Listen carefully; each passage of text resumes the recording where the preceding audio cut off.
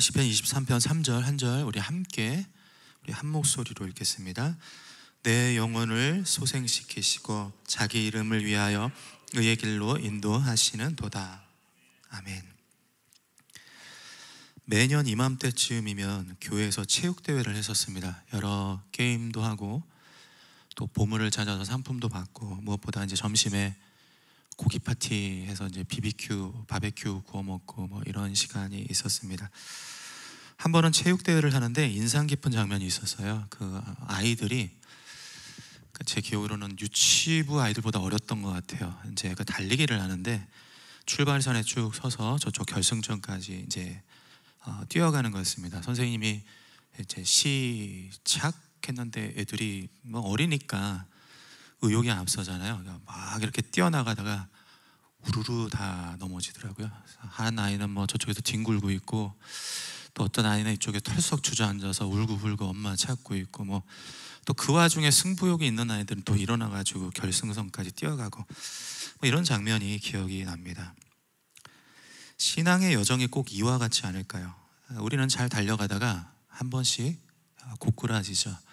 잠언 24장 16절에 보면 의인은 7번 넘어질지라도 라는 말씀이 있습니다. 성경에서 7이라는 수는 완전수입니다. 즉 믿는 사람은 누구나 다 넘어진다는 것이죠. 목회자도 마찬가지입니다. 일전에 어느 주일이었습니다. 이제 아내가 주일마다 이제 항상 와이셔츠를 빳빳하게 다려놓고, 또 이제 거기에 맞춰서 이제 넥타이를 아내가 이제 골라주는데, 그날따라 유독 한참 이렇게 막 고르더라고요. 그러면서 갖고 오더니 제 목에 이렇게 대보고는 예쁘네 이렇게 하더라고요. 오해하실까봐 제 얼굴이 아니고 넥타이가 예쁘다고.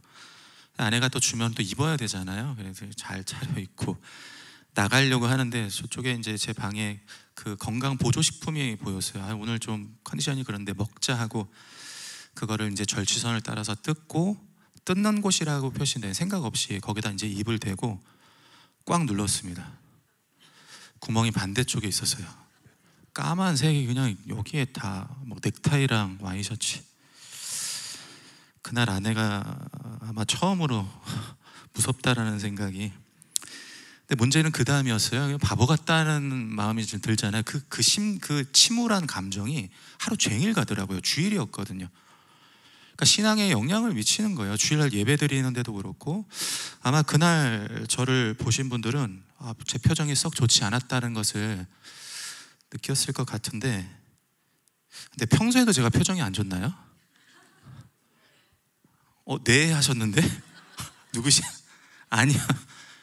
그쵸. 표정이 좀 안 좋은 것 같아요. 어머니가 새벽 예배 때 좀 웃으면서 할 수 없냐고 하시더라고요. 표정이 너무 안 좋아서. 근데 저는 개인적으로 평온한 상태인데 그게 은혜로 말씀을 전하는데, 그래서 이거 억지로 웃을 수는 없는데 어떻게 하지 고민을 하다가 대안이, 혹시 새벽 예배를 영상으로 들으시는 분들은 제 얼굴을 가리고 이렇게 들으시면 되지 않을까 하는 생각을 해보게 됩니다.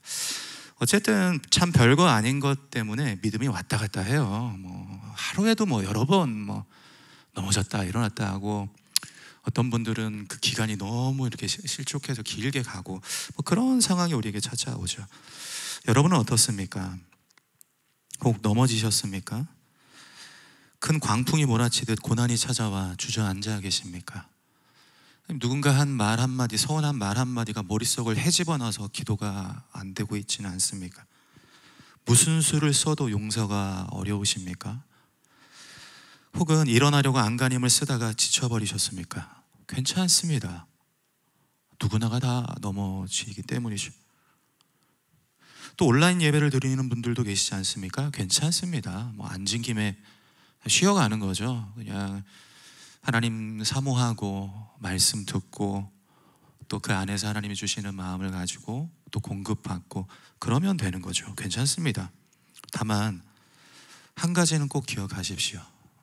언젠가는 일어나셔야 합니다. 다윗이 이 진리를 몸소 체험하고 오늘 말씀하죠. 내 영혼을 소생시키시고 무너진 자기의 믿음을, 나의 믿음을 하나님께서 일으켜 주십니다라는 얘기입니다. 그리고 어떻게 하죠? 의의 길로, 다시 믿음의 길로 내달리는 것입니다. 그러고 보면 신앙에 있어서 중요한 것은 달리는 것보다 일어서는 것이 아닐까 하는 생각을 해보게 됩니다. 오늘 우리는 3절에 내 영혼을 소생시키시고 라는 말씀을 깊이 들여다보려고 합니다. 사실 다윗이 이 고백을 했던 시점으로 들어가 보면 우리가 지금 이 말씀을 보고 듣고 느끼는 것과는 사뭇 다르다는 것을 깨닫게 됩니다. 원문으로 보면 3절 말씀이 미완료 시제로 되어 있습니다. 그러니까 미완료, 어떤 느낌이 드십니까? 뭔가 이렇게 계속되고 있는 느낌이 들죠. 아버지들이 아침마다 이제 회사를 출근하는 거, 어머니들이 아침마다 아이들 이렇게 등교 보내는 거 매일마다 하지 않습니까? 그러니까 반복된다는 거예요. 다윗이 내 영혼을 소생시키시고라는 말을 계속 거듭하고 있다는 것입니다. 마치 이런 고백이죠. 나는 수도 없이 넘어지나 하나님은 끝도 없이 일으켜 주십니다. 그 영적인 거장 다윗도 계속 자빠졌다는 겁니다. 미완료예요. 멈추지 않았다는 거예요. 계속 실패했다는 겁니다. 그런데 동시에 하나님도 쉬지 않으셨다는 거예요. 그것도 미완료예요. 다윗을 위로하시고 다시 도전할 힘과 용기를 주시며 하나님을 위해 뛸 수 있도록 은혜 주기를 멈추지 않으셨다는 거예요. 혹 신앙생활하면서 마음이 힘들고 상심하고 넘어졌다라는 느낌이 드십니까? 동시에 하나님께서는 일할 준비를 하고 계신다는 것을 우리에게 가르쳐 주고 있는 것이죠.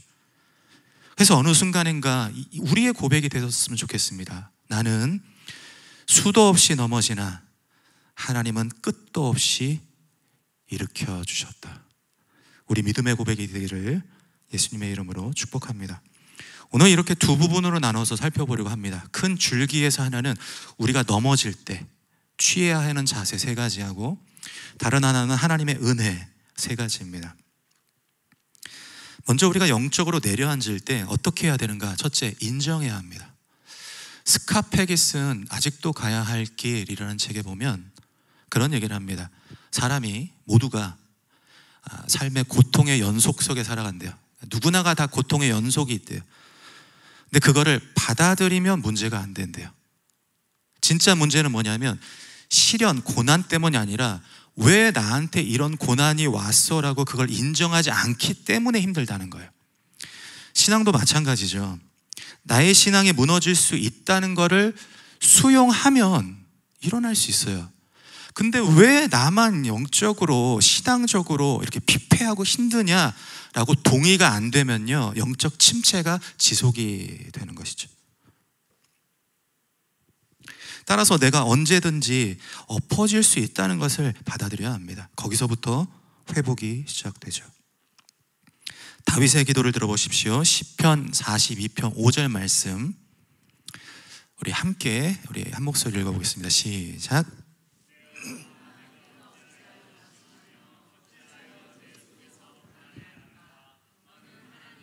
소망을 두라. 그가 나타나 도우심으로 말미암아 내가 여전히 찬송하리로다.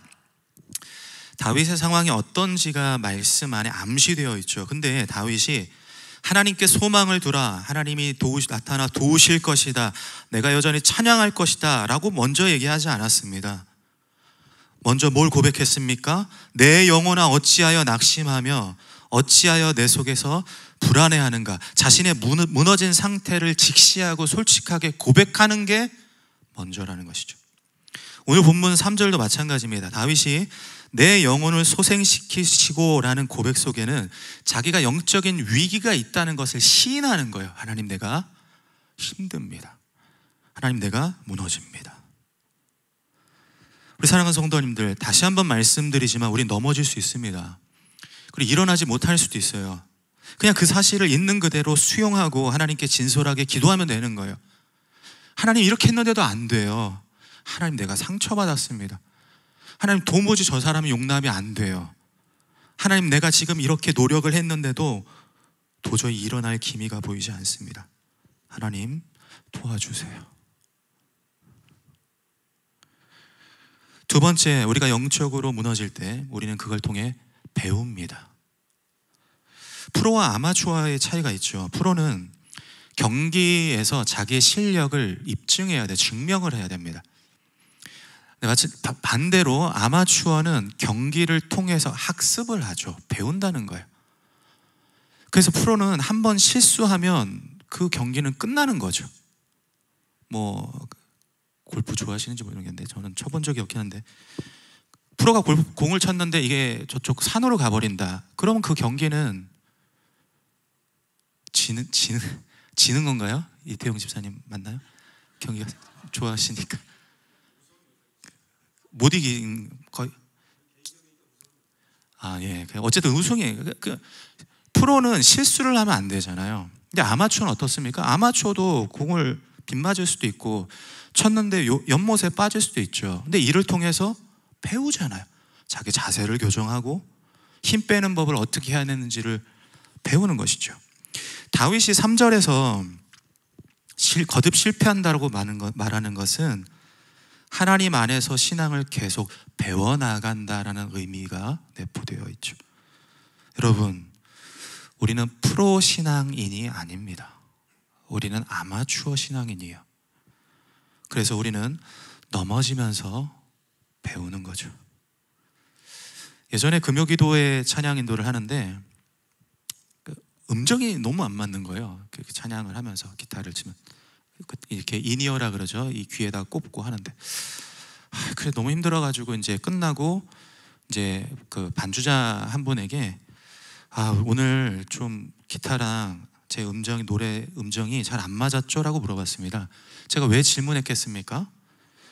괜찮아요. 그래도 잘하셨어요. 이런 격려를 듣고 저도 뭐 사람인데 그런 얘기를 듣고 싶었는데, 제가 이분을 찾아간 이유가 있어요. 웃음소리도 굉장히 호탕하고 성격이 너무 좋아 너무 특정되죠, 이렇게 하면. 사전에 얘기가 다 됐습니다. 제가 물어봤어요. 제가 이거 해도 혹시나 제가 실수할까 봐 해도 된다고 하셨기 때문에 제가 하겠습니다. 그래서 제가 이제 그분한테 가가지고 음정이 안 맞았죠라고 얘기를 했더니 제가 이번에 MBTI를 제가 몰랐던 것이 저희 과오죠. MBTI 중에 파워 T시더라고요. 그러니까 팩트만 얘기하시는 분이에요. 그러니까 뭐라고 얘기하시냐면 계속 안 맞았는데요.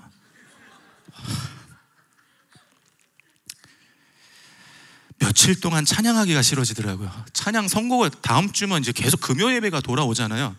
찬양을 선곡해야 되는데 저쪽에 다 제쳐두고 너무 쳐다도 보기 싫은 거예요. 또 넘어진 거죠 뭐. 왜 그랬을까요? 제가 스스로 프로 같다고 착각을 한 것이죠. 근데 생각해보면 전 전문가가 아니에요. 저는 아마추어입니다.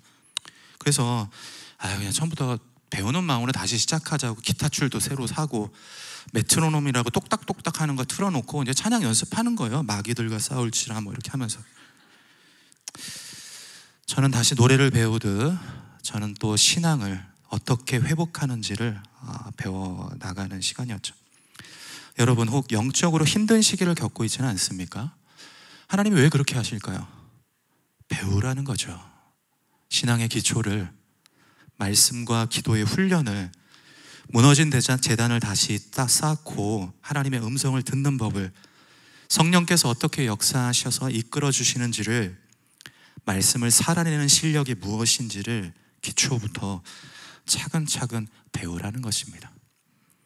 우리는 아마추어 신앙인이요, 우리는 넘어지면서 배우는 것이죠.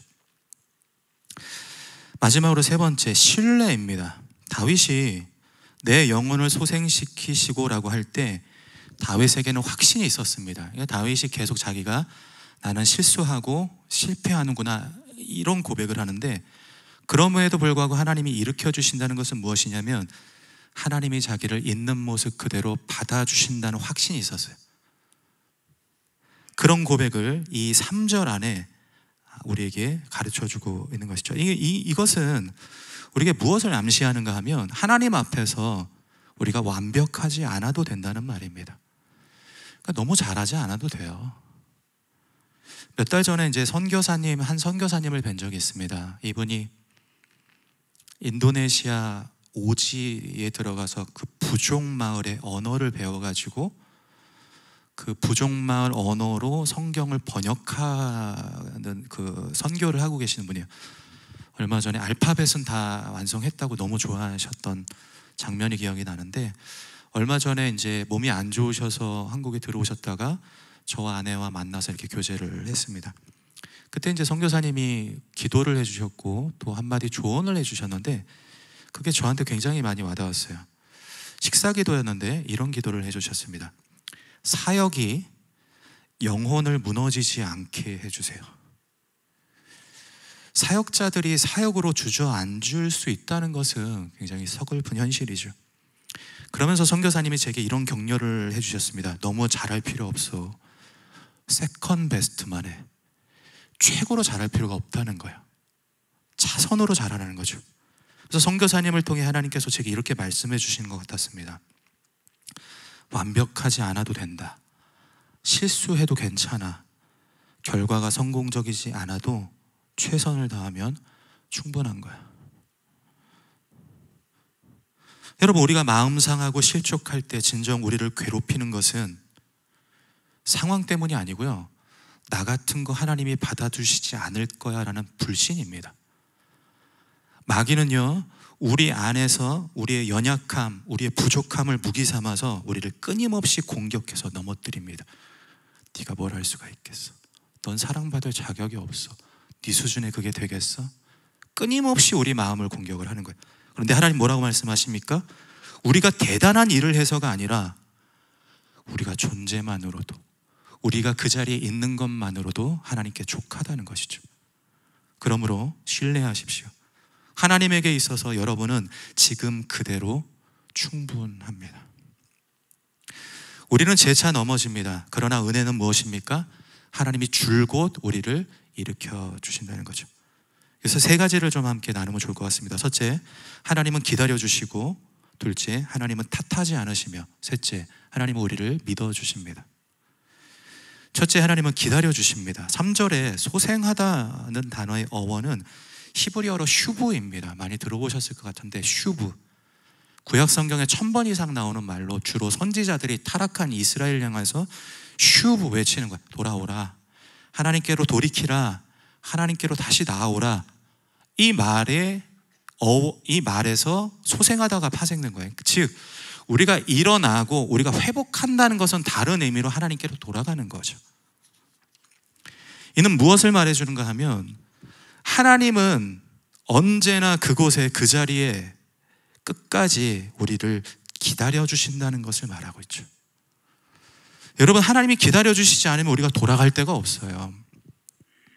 하나님은 우리를 참아주시지 않으면 우리가 회복할 수 없다는 말입니다.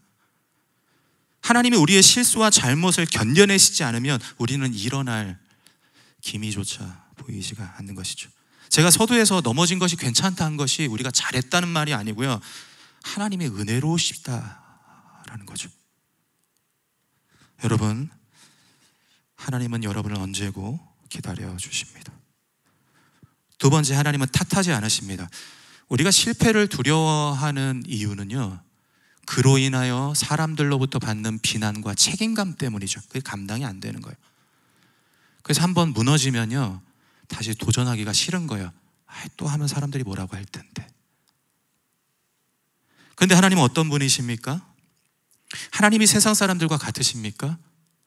내 영혼을 3번 혹은 10번 소생시키시고라고 말씀이 기록되어 있으면요, 우리는 지금 다 정죄당해야 합니다.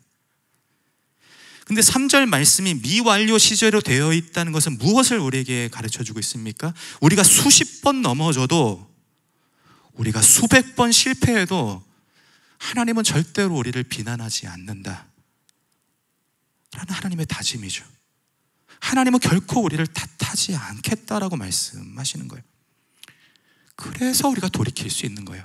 우리가 대단해서가 아니고요, 우리가 결단을 잘해서가 아니고요, 그분이 우리를 기다려주시고 그분이 우리에게 탓하지 않으시기 때문에 우리는 돌이킬 수 있는 거예요. 그래서 우리의 과오를 스스로 인정하고 죄를 회개하고 하나님께 도움을 구하면 하나님은 내 죄를 기억하지 아니하리라. 이 말은 뭐냐면 네가 이전에 했던 모든 잘못, 네가 져야 할 책임, 사람들로 받는 비난, 모든 것들을 다 기억하지 않을게. 하나님이 기억하지 않으시면 지워지는 거예요. 여러분, 하나님은 여러분을 비난하지 않으십니다. 세 번째, 하나님은 믿어주십니다. 내 영혼을 몇 번이고 소생시켜 주신다는 것은 기회를 계속 준다는 말이에요. 이는 꼭 해낼 것이라는 굉장한 믿음이 포함되어 있습니다. 2012년 올림픽 축구를 기억하는 분들이 많으실 겁니다. 홍명보 감독이 이끄는 대표팀이 그 8강에서 그 주최국인 영국을 꺾고, 그리고 나중에는 이제 동메달 결정전에서 한일전을 치렀죠. 아마 역대 축구사 중에 손꼽히는 경기가 아닐까 싶습니다. 근데 당시 그 선수 기용에 대한 논란이 굉장히 많았습니다. 그 중에 와일드 카드로 뽑힌 박주영 선수가 있었죠. 소속팀에서 입지가 굉장히 좁아졌고 실력도 옛날만 못하다, 예전만 못하다 하면서 막 신문이나 여론이 막 엄청난 비난을 했어요. 왜 뽑았냐? 다른 사람 뽑지. 막 그런 얘기들을 했습니다. 그때 홍명보 감독이 모든 책임은 내가 지겠다라고 하면서 이 선수를 계속 기용을 한 거예요. 그 경기에 계속 내보냈죠. 그 선수가 잘하던 못하던 그 선수를 믿어준 것입니다. 그리고는 이제 4강 한일전에서 박주영 선수가 믿음의 보답이라도 하듯이 선제골을 넣었죠. 그 장면이 지금도 막 기억이 나는데, 막 몰고 가다가 그 일본 수비수 선수 4명이 이렇게 둘러싸고 있는데 탁 쳐가지고 골을 넣고 저쪽으로 달려가서 이렇게 앉아서 기도하는 그 장면이 지금도 막 선합니다. 그러고 나서 또 여론이 막 돌아선 거예요. 야, 역시 믿음의 축구다. 역시 믿어줬기 때문에 이런 일들이 일어났다. 막 그런 이제 여론이 있었습니다. 오늘 하나님께서 우리에게 말씀하시는 바가 이겁니다. 우리는요, 세상 사람들한테 우리는 다 비난받습니다. 누가 내가 실수하고 잘못한 거, 여러분 3번만 제가 실수를 해도 여러분 저를 아마 되게 미워하실 거예요. 이게 세상의 법칙이에요. 세상의 방법이에요. 근데 하나님은 뭐라고 말씀하십니까? 네가 수십 번 수백 번 실패해도 난 너에게 기회를 줄 거야. 이 말은 뭐냐면 너가 언젠가는 해낼 것이다라는 하나님의 믿음이 반영이 되는 거예요. 사람들은요, 세상 사람들은 우린 믿지 못해요. 누가 사람이 어떻게 사람을 신뢰할 수 있습니까? 근데 하나님은요, 우리가 실패하는 자리에서, 넘어진 자리에서, 쓰러진 자리에서도 할 수 있다고, 일어나라고, 너가 다시 내달릴 수 있다라고 하나님께서 우리에게 말씀하는 것이죠. 하나님은 여러분을 포기할 생각이 추호도 없으십니다. 하나님은 여러분이 언젠가 해낼 거라고 믿어주시죠. 그러니 일어나십시오. 그렇습니다. 우리는 하나님의 전적인 은혜로 일어섭니다. 하나님이 하시는 거예요. 이것이 시편 23편의 핵심이죠. 특히 2절 3절에 목자와 양의 관계에서 목자의 역할을 설명하고 있죠. 2절, 그가 나를 푸른 초장에 누이시며, 그가 나를 쉴 만한 물가로 인도하시는 거예요. 3절, 그가 나의 영혼을 소생시키는 겁니다. 주체가 하나님이시죠. 하나님이 하시는 거예요. 그러니까 우리가 마음을 다시 잡고 가슴이 뛰고 신앙의 열정이 회복되게 하는 것은 하나님의 일하심이라는 것이죠. 그럼 하나님께서 우리를 어떻게 소생시키십니까? 이는 시편 23편과 짝을 이루는 시편 22편에 담겨져 있습니다. 많은 복음주의 학자들이 시편 22편과 23편을 함께 읽어요. 세트를 읽어야 된다고 주장을 합니다. 둘 다 다윗의 시인데 시편 22편은 고난의 시고요, 그 고난이 시편 23편으로 가서 회복이 됩니다. 즉 오늘 본문의 3절에 나와 있는 내 영혼을 소생시키시고라는 말씀이 시편 22편부터 23편으로 이렇게 흘러가는 거예요. 근데 여기 오늘 본문 말씀 3절에 내 영혼을 소생시키시고라는 이 말씀에서 핵심적인 단어가 소생하다, 즉 히브리어로 슈브라는 단어입니다. 근데 이 단어가 시편 22편에 딱 한 번 나와요. 그리고 의미도 똑같습니다. 시편 22편 27절 말씀입니다. 땅의 모든 끝이 여호와를 기억하고 돌아오며, 이 슈브요, 땅의 모든 끝이 여호와를 기억하고 돌아오며 모든 나라와 모든 족속이 주의 앞에서 예배하리니. 지금 예언을 하고 있는 거죠. 모든 나라, 모든 족속, 모든 사람, 시간을 넘어 지금 이 시대를 사는 우리까지 슈브, 하나님께서 소생시키실 것이다라고 예언을 하고 있는 거예요. 이것이 어떻게 가능합니까? 시편 22편 1절 말씀이죠. 내 하나님이여, 내 하나님이여, 어찌하여 나를 버리셨나이까. 여기 나라는 한 사람이 나옵니다. 버리다는 말은 무엇이냐면 27절에 나오는 돌아오다와 반대말이에요. 멀리 내쫓는 거예요. 시편 22편 1절과 한 사람이 버림받음으로 인해서 시편 22편 27절 모든 사람이 하나님께 돌이키는 거예요. 이 구도를 말하고 있죠. 우리가 어떻게 하나님께 돌아올 수 있었습니까? 하나님이 한 사람이 버림받았기 때문이죠. 우리가 어떻게 상심한 자리에서 일어날 수 있습니까? 한 사람이 넘어졌기 때문이에요. 우리가 어떻게 다시 살아나 회복될 수 있습니까? 한 사람이 처절하게 죽었기 때문이죠. 이 한 사람이 누구입니까? 마태복음 27장 46절 엘리 엘리 라마 사박다니 나의 하나님 나의 하나님 어찌하여 나를 버리셨나이까. 우리는 수도 없이 넘어지나 하나님은 끝도 없이 일으켜 주십니다. 이것이 십자가에서 울려 퍼지는 하나님의 은혜죠. 그러므로 믿음이 고개 숙여질 때 눈을 들어 예수를 바라보십시오. 예수를 바라보면 하나님이 나를 언제까지 끝까지 기다리고 계신다는 그 은혜가 보이는 거예요. 우리가 낙담할 때 예수를 바라보면요, 하나님께서 나 같은 인간 무슨 일이 있어도 나의 그릇됨과 허물이 있다 할지라도 탓하거나 비난하지 않겠다라는 그분의 은혜가 보이죠.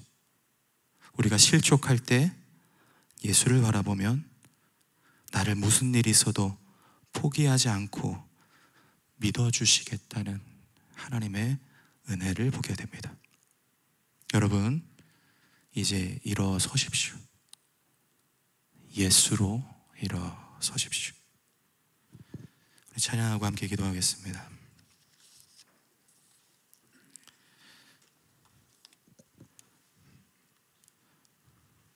우리가 가는 인생의 여정길이 굴곡집니다. 아마 저도 그렇지만 우리 성도님들도 수없이 넘어졌을 거예요. 아마 지금 넘어져 계실지도 모르겠어요. 그때 우리에게 필요한 것은 그 상태, 그 상황 그냥 받아들이세요. 하나님, 내가 이렇게 연약합니다. 하나님, 내가 이렇게 부족합니다. 내가 하나님밖에 없습니다. 그리고 그 시간을 통해서 하나님께서 무엇을 말씀하시는지 듣고 배우십시오. 우리가 넘어지는 것은요, 실패가 아니고요, 배우게 하시는 거예요. 이를 통해서 하나님께서 나를 다시 일으켜주시는 말씀으로 하나님을 붙들며 기도하게 하시며 하나님의 뜻을 분별하게 배우게 하시는 거죠. 그리고 무엇보다 믿음을 포기하지 않으시면 됩니다. 하나님은 끝까지 나를 버리지 않으실 것이다. 나를 있는 그대로 받아주실 것이다. 우리가 그 마음을 가지고 우리 함께 찬양하고 우리 함께 기도하셨으면 좋겠습니다.